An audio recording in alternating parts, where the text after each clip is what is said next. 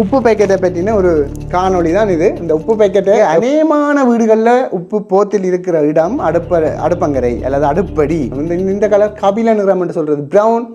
இந்த மாதிரி சூரிய ஒளி இருக்குது. வெப்பமான மற்றும் சூரிய வெளிச்சம் உள்ள இடங்களில் வைக்க வேண்டாம்.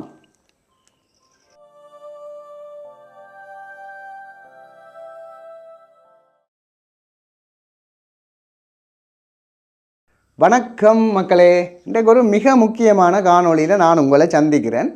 இந்த ஒரு விஷயத்தை பற்றி கதைக்க போகிறேன். எங்களுடைய தமிழ் மக்களுக்கு மிக அவசியமான ஒரு காணொளி இது. தைராய்ட்ஸின் இப்போ வீட்டுக்கு வீடு எல்லா இடமும் இருக்குது. அதுக்கு பல காரணங்கள் இருந்தாலும் முக்கியமாக நாங்கள் அயடின் கலந்த உப்புன்ற பாவனை முறையில் உள்ள தவறுகள் காரணம். அயடின் கலந்த உப்பு தான் எல்லாரும் பாவிக்கிறோம். என்னென்னு சொன்னால் சட்டத்திலே இருக்குது உப்புன்னு சொல்லி மனித நுகர்வுக்கென்று சொல்லி விற்கிறேன்டா அது அயடின் கலந்த உப்பாக தான் இருக்கணும்னு சொல்லி இருக்குது. என்றாலும் இதில் உள்ள தவறுகளால் நாங்கள் இந்த தைராய்ட்ஸின் பிரச்சனை வருகுது. ஸோ இதை பற்றி ஒரு விழிப்புணர்வு சொல்ல வேணும். அதாவது இந்த உப்பு பேக்கெட்டை பற்றின ஒரு காணொளி தான் இது. இந்த உப்பு பேக்கெட்டை எப்படி பாவிக்கிறது, என்ன மாதிரி பாவிக்கிறது, என்ன மாதிரி களஞ்சியப்படுத்துறது, இப்படியான போத்தில்களுக்கு வைக்கலாமா அல்லது இந்த மாதிரி கலர் உள்ள போத்திலுக்கு தான் பயன்படுத்த வேணுமான்றதை பற்றியெல்லாம் சொல்ல போகிறேன். இதுக்கண்டு தனி சட்டமே அரசாங்கம் விட்டது 2005ஆம் ஆண்டு. அவ்வளோ ஒரு முக்கியமான விஷயம். ஒரு அருமையான காணொளி. நிறைய பேருக்கு வீட்டுக்கு வீடு தைராய்ட்ஸின் இந்த காணொலியை எல்லாருக்கும் பகிர்ந்து விடுங்க. ஏன்னு சொன்னால் நாங்கள் உப்பு பேக்கெட்டை கொண்டே அடுப்படிலாம் வைப்போம். இது சரியோ? உப்பை கழுவி போடுவோம். அடுத்தது கடைக்காரன் எல்லாம் வெளிச்சம் விட வெளியெலாம் அந்த உப்பு பேக்கெட்டை வச்சுருக்கிறாங்க. ஸோ எல்லாத்தையும் பற்றியும் டீட்டெயிலாக கதைக்க போகிறோம். ஒரு அருமையான காணொலி. வாங்கோ காணொலிக்குள்ள போகலாம்.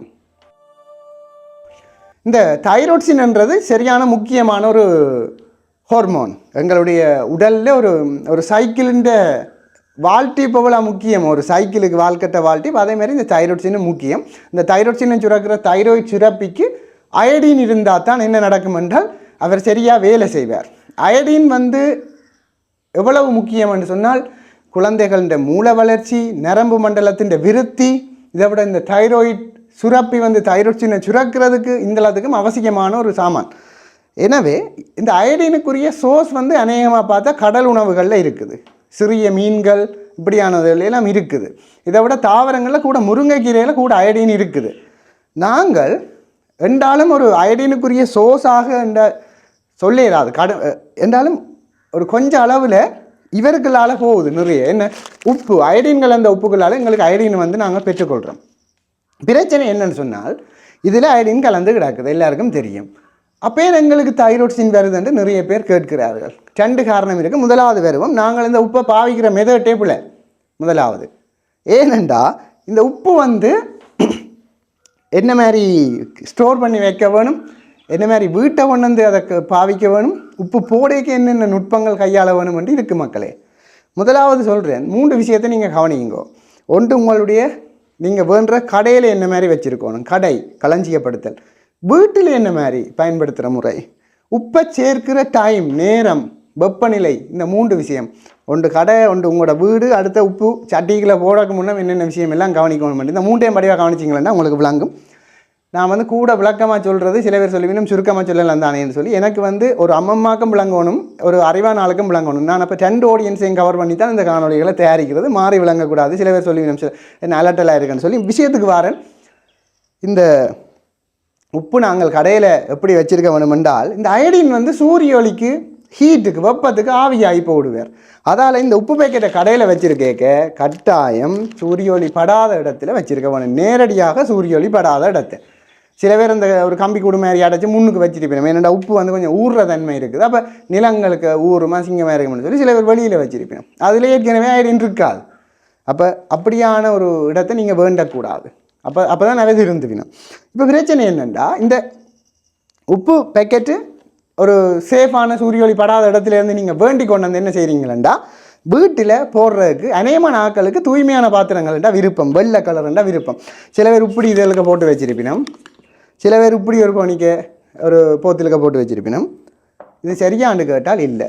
ஏனென்றா நீங்கள் அநேகமான வீடுகளில் உப்பு போத்தில் இருக்கிற இடம் அடுப்பங்கரை அல்லது அடுப்படி. ஏனென்றால் அவைக்கு சுவம் அதில் கிள்ளி போட்டு அப்படியே அடுப்பில் சட்டி இருக்கும், அதுக்கு தூக்கி போடுறது. பிரச்சனை என்னென்னா அடுப்புன்ற வெளிச்சம் வெக்க எல்லாத்துக்கும் இந்த அயடின் அங்கே அதுக்கு இருக்கவே இருக்காது. எப்போயோ உங்களோட வீட்டில் அயடின் தப்பி ஓடிட்டுது ஐயா. ஸோ நீங்கள் செய்ய வேண்டியது உங்களோட அந்த இடத்தை மாற்ற வேணும், போத்திலே மாற்ற வேணும். இப்படி சூரிய ஒளி உட்புகாத போத்திலுக்கு நீங்கள் போட்டு வைக்கணும். இந்த கலர் கபில நிறம் என்று சொல்கிறது ப்ரௌன். இந்த மாதிரி சூரிய ஒளி இது இந்த மருந்து போத்தில் உங்களுக்கு தெரியும் தானே. இந்த மாதிரி பெரிய போத்தில்கள் விலப்படுது தானே கடையில். அப்படி அதுகளுக்கு போட்டு சூரிய ஒளி படாத மாதிரி அல்லது அடுப்பு வெளிச்சம் படாத மாதிரி வைக்க வேணும். பிரச்சனை என்னென்னு சொன்னால் இது சரியான முக்கியமானது. வச்சா மட்டும் போதாது, கடைசிக்காக கிடச்சி நம்ம ஒரு மோட்டு வேலையே பார்த்து விட்டுருவோம். அதாவது லோக்கலான தமிழில் சொன்னால் எடுத்து உப்பை எடுத்து கழுவி போட்டு அது கொண்டே போடும் கரைக்குள்ள. கழுவினாலே முழு அயடினும் கழுவப்பட்டு போயிடும் மக்களே. சூரிய ஒளிக்கு போடும், வெப்பத்துக்கு போடும், கழுவினாலும் போடும். அப்போ நாங்கள் அயடினே இல்லாத உப்பை தான் மினக்கட்டது சேர்க்கிறோம். இதுக்காக இந்த விஷயங்களையும் ரெகுலேட் பண்ணத்தானே வேணும். இலங்கை அரசாங்கம் ஏற்கனவே நான் காணொலிகளில் சொல்லியிருப்பேன், நிறைய பேர் பார்த்துருப்பீங்க. உணவு சட்டம் 1980ஆம் ஆண்டு 26ஆம் இலக்கு அந்த உணவு சட்டத்தில் செக்ஷன் 34 சொல்லுது காலாகாலம் வந்து புது புது அப்டேட்டுகளை விடலாம்ட்டு. அப்டேட் விட்டது 2005ஆம் ஆண்டு. இந்த உணவு சட்ட புத்தகம் தான் வச்சிருக்கிறேன், ஃபுட் ஆக்ட். இதில் வந்து 2005 விட்டது என்னன்னு சொன்னால் உப்பு பேக்கெட்டுகளை வந்து ரெகுலேட் பண்ண எங்களோட சனம் வந்து சொன்னால் கேளாது. அப்போ அதுக்குன்னு சொல்லி ஒரு சட்டத்தையை விட்டு விடுவோம்னுட்டு விட்டவங்க அந்த காலத்தில் 2005ஆம் ஆண்டு 14.05/3 இலக்க, அதாவது 1405/3 இலக்க உப்புடன் அயடின் கலத்திலேருந்து அந்த ரெகுலேஷனில் தெளிவாக சொல்லியிருக்கு மக்களே. 8வது செக்ஷன் சொல்லியிருக்கு, உப்புன்னு சொல்லி நீங்கள் சாப்பாட்டு தேவைக்கு கொடுக்குறீங்களேண்டா அது கட்டாயம் அயடின் கலந்த உப்பாக தான் இருக்கணும். அதை தெளிவாக சொல்லுது பாருங்கள் சட்டம்.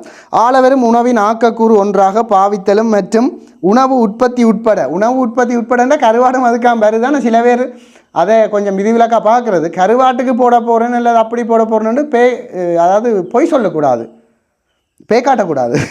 சரியா? உணவு உற்பத்தி மனித நுகர்வு நோக்கத்துக்காக அயடின் கலந்த அல்லது அயடேற்று கலந்த கரியுப்பு தவிர்ந்த வேறு ஏதேனும் உண்ணத்தகு கரியுப்பை உற்பத்தி செய்தல், அந்த கடலுக்கு அள்ளினான் இந்த கடலுக்கு அள்ளினான், இறக்குமதி செய்தல், விற்பனை செய்தல், களஞ்சியப்படுத்துதல், விற்பனைக்காக முன்வைத்தல், வழிகாட்டி வைத்தல் அல்லது கொண்டு செல்லுதல் அல்லது விநியோகித்தல் ஆகாது. என்ன அர்த்தம்? அயடின் கலந்த உப்பை தவிர வேறு ஒன்று நீங்கள் ஆக்களுக்கு விற்க மேலாது, விற்பனைக்காக காட்சிப்படுத்த வச்சிருக்கீங்க, அது கொண்டு இருந்திருக்கீங்க, அது கொண்டு தெரிஞ்சாலும் பிடிப்பான். ஸோ இது அப்படி இருக்குது. 7வது செக்ஷன் இருக்குது பாருங்கோ. இந்த உப்பு பேக்கெட்டிலேயா கழுவாமல் உபயோகிக்கவும், வெப்பமான மற்றும் சூரிய வெளிச்சம் உள்ள இடங்களில் வைக்க வேண்டாம் என்ற சொற்கள் எழுதப்பட்டோ அல்லது அச்சடிக்கப்பட்டோ இருத்தல் வேண்டும். இப்போ இந்த உப்பு பேக்கெட்டில் அது கிடக்க கொண்டு பார்ப்போமோ, இருக்குது, தெளிவாக இருக்குது. இந்த பாருங்கோ, இதனை கழுவாமல் பாவிக்கவும். 2வது கிடக்குது, வெப்பமான மற்றும் சூரிய வெளிச்சம் உள்ள இடங்களில் வைக்க வேண்டாம். சரியோ? இது வந்து கட்டாயமாக்கப்பட்டிருக்குது. என்னென்னா சட்டம் மக்கள் இதில் பயனடையணுமென்றக்காக. என்னென்னா இது இந்த அயடின் வந்து பிரச்சனையை கொடுத்தா ஒன்று இந்த கண்டக்கடலில் அப்படியான பிரச்சனை வரும். குழந்தைகளில் மூளை வளர்ச்சி, நரம்பு மண்டல வளர்ச்சி என்று அயடின் ஒரு முக்கியமான ஆள். அயடின் தனியே தைராய்டின் சுரக்கிறதுக்கு மட்டும்தான் தேவையில்லை. ஸோ இந்த விஷயங்களை நாங்கள் பார்க்க வேணும். வீடுகளில் திருப்பம் சொல்கிறேன், கடையில் வெயில் பட்ட உப்பை வேண்டியிடக்கூடாது. கொண்டு வந்து ஒரு கண்ணாடி போத்திலுக்கு போட்டு வெளியில் அடுப்பு போட்டில் வைக்கக்கூடாது. கண்ணாடி போத்தில் கட்டாயம் சூரிய ஒளி உட்புகாததாக இருக்கணும். உப்பை கழுவி போட்டால் ஒரு பிரயோசனம் இல்லை மக்களே. ஸோ நிறைய விடயங்களை நான் உங்களுக்கு சொல்லி தந்திருக்கிறேன் இன்றைக்கு. இந்த காணொளி மிக பிரயோசனமான ஒரு காணொளி. ஏன்னு சொன்னால் நான் நெக்கில யூடியூப் தளங்களில் இவ்வளவு டீட்டெயிலாக இப்படி ஒரு வீடியோ இருந்தால் சந்தோஷம். எங்களுடைய லாங்குவேஜில் இருக்கோ, அதாவது இந்த மொழி நடையில் இப்படி ஒரு விளக்கமாக இருந்தால் சந்தோஷம். இல்லாட்டி மற்றவர்களுக்கு பகிர்ந்து விடுங்க கட்டாயம். இந்த அயடின் பிரச்சனை, தைராய்டில் கூட சுரக்கும், சில பேருக்கு சுரக்கிறது காணாது, ஹைப்போ தைராய்டிசம் எல்லாம் இருக்குது. இது நான் இப்போ சொன்னது வந்து சரியான முக்கியம். இதுக்கு அந்த 2005ஆம் ஆண்டு 14.05/3 சட்டம் வந்தது, உணவு சட்டம். அது ஒழுங்கு விதி வந்தது. அதில் கணக்கு இந்த உப்பு பேக்கெட்டின் மொத்தமே எவ்வளவு பொலுத்தீன் இருக்கணுமெண்டெல்லாம் கிடக்குது. என்னண்டு 6வது செக்ஷனில் கிடக்குது, 75 மைக்ரோமீட்டரை விட குறைவாக இருக்கக்கூடாதாம் பொது செய்யும் பொருளின் தடிப்பு எல்லாம் இருக்குது. சில பேர் யோசிப்பீங்கன்னா எப்படி இது எல்லாம் சொல்கிறீர்கள் வீட்டில் வைக்க வேண்டாமண்டு நேரடியாக சூரிய ஒளி வர்றது கபிலன்ற போத்திலுக்கு போட்டு வைக்க சொல்லி. அப்போ இந்த மாதிரி இது என்ன கபிலமோ நண்டா? இல்லை, உப்பு வந்து கட்டாயம் வெள்ளை கலரில் இருக்கணும்னு சட்டத்தில் சொல்லிக்கிறாங்க. வெள்ளை கலரில் இருக்கணும்னு சனம் என்னென்று பார்க்குறது. அதான் இதை இப்படி சூரிய ஒளி புகத்தக்கனையாக இந்த பேக்கிங் இருக்கிறதால தான் நாங்கள் கடையில் என்னென்று வைக்கணும், சூரிய ஒளி போத்தக்கனையாக வைக்கணும், இல்லை சூரிய ஒளி படாத இடத்த வச்சுட்டு நீங்கள் நல்ல ஒரு பேக்கு கொண்டு போட்டு வேண்டி வந்துட்டு வீட்டில் இப்படியான ஒரு போத்தலுக்கு மாற்றுங்க. மாற்றி போட்டு அடுப்படியில் கொண்டே வைக்கிறதோ இல்லை, அடுப்பு வெளிச்சம் ஹீட் படாமல் வைக்கணும். இப்போ நிறைய பேருக்கு ஒரு சந்தேகம் வரும், நிறுவன் நீங்கள் என்ன சொன்னீங்க, ஹீட்டுக்கு அழிஞ்சிருமென்னு சொன்னீங்க, அயடின் கழுவினா போடுமென்னு சொன்னீங்க, சூரிய ஒளிக்கு போடுமென்னு சொன்னீங்க. சரி, சூரிய ஒளிக்கு ஓகே இருட்டுக்காக வைப்போம், கழுவாமல் போடுவோம். ஹீட்டுக்குண்டு அரைவாசி கரையும் சுட சுடத்தானே நாங்கள் சாப்பிட்றோம், சமைச்சு தானே சாப்பிட்றோம். அப்போ என்னென்றது சாத்தியம்ண்டா, இறைச்சி போன்ற உணவுகளுக்கு வந்து சில பேர் முதலே உப்புகள் போட்டு மல்லித்தூள் தேசிப்புளி மஞ்சள் எல்லாம் போட்டு தூள் எல்லாம் போட்டு பிரட்டி போட்டு வைப்பினோம். அந்த உப்பை ஃபுல்லாக போடாதீங்க, அரைவாசியை போட்டுவிட்டு மிச்சத்தை இறக்குற கட்டத்தில் ஹீட் ஆற விட்டு போடுங்க. அந்த அதுலேயே அது உள்ள அயடின் தப்பும் இல்லை. உப்பு வரும், NaCl வரும், சோடியம் குளோரைட்டு வரும், ஆனால் அதில் உள்ள அயடின் வந்து தப்பி போயிடும் மக்களே. ஸோ இந்த சின்ன சின்ன டெக்னிக்களை நாங்கள் பாவிக்காதெல்லாம் எங்களுக்கு கண்ட கலலை வருது, அல்லது தைராய்டின் பிரச்சனை வருது, ஹைப்போதைராய்டிசம் ஆகி உட்டம்பாகி இப்படி பிரச்சனைகள் எல்லாம் வருது.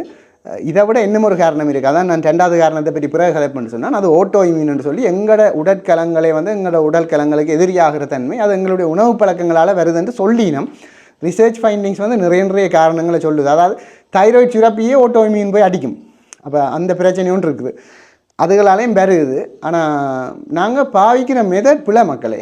என்னென்னு சொன்னால், நாங்கள் கடல் உணவுகள் அதை பெரிய மீன்களை விட சின்ன மீன்கள் அதுகளை கூட எடுக்க வேணும். இல வகைகள் முக்கியமாக முருக்கமிலையில் வந்து நல்ல அயடின் கண்டென்ட் இருக்குது, இதை விட நிறைய உணவுகளில் இருக்குது. நாங்கள் அதில் எடுக்கிற குறைவால் தான் உப்பும் வந்து அயடின் கலந்ததாக இருக்க வேண்டும். உப்புன்னு சொன்னாலே அது அயடின் கலந்த உப்புன்னு தான் அரசாங்கம் சொல்லிச்சு, அடித்து சொல்கிறன்ற மாதிரி சொல்லி இருக்குது. ஸோ இதெல்லாம் கவனியுங்கோ. ஆரோக்கியம் சம்பந்தப்பட்ட விடயங்களை நான் உங்களுக்கு காணொலியாக தாரேன். நான் ஏன்னு சொன்னால், ஒரு மக்களும் பாதிக்கப்படக்கூடாது, எங்களோட சொசைட்டிக்கு இந்த விழிப்புணர்வு போகணுமென்று கூடின பக்கம் இந்த வீடியோஸ் எல்லாமே விழிப்புணர்வாக இருக்கும். கொஞ்சம் என்ன சொல்கிற கண்டென்ட் இருக்குதுன்னு சொல்கிறேன், நானே சொல்லக்கூடாது. ஸோ மீண்டும் இன்னொரு நல்ல காணொலியில் சந்திப்போம். மறக்காமல் இந்த காணொலியை பற்றி உங்களுடைய கருத்துக்களை சொல்லுங்கள். அக்கா அம்மா அண்ணாக்கள் நிறைய பேர் இந்த காணொலியை பார்த்துருப்பீங்க. இதை பற்றி நீங்கள் என்ன நினைக்கிறீங்கன்னு ஒரு கருத்தை போட்டுட்டு போனால் எனக்கும் சந்தோஷமாக இருக்கும். மறக்காமல் காணொலியை லைக் செய்து போட்டு உங்களுடைய நண்பர்களுக்கும் இதை ஷேர் பண்ணிவிடுங்க. அப்படியே தமிழேந்திரன் சப்ஸ்கிரைப் பண்ணாமல் போக வேண்டாம், அதே மாதிரி செய்து விட்டிங்களேன்னா எனக்கு ஒரு மோட்டிவேஷனாக இருக்கும். மீண்டும் இன்னொரு நல்ல காணொலியில் சந்திப்போம் மக்களே. நன்றி, வணக்கம்.